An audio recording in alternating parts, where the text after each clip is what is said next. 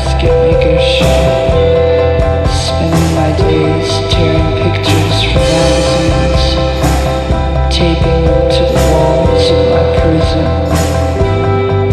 I remember walking by the sand, each knob represented a different frequency range.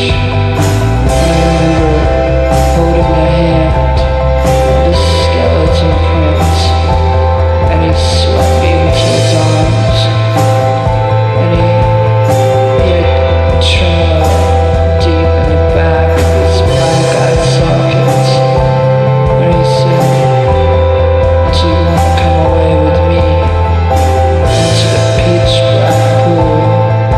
And I said, I don't know, photocopied in the wind, ripped through the trees, all the stained glass windows rattled. I haunted a basket maker shop, 1927, on the beach. In summer there were thunderstorms constantly. They were unpredictable, and nobody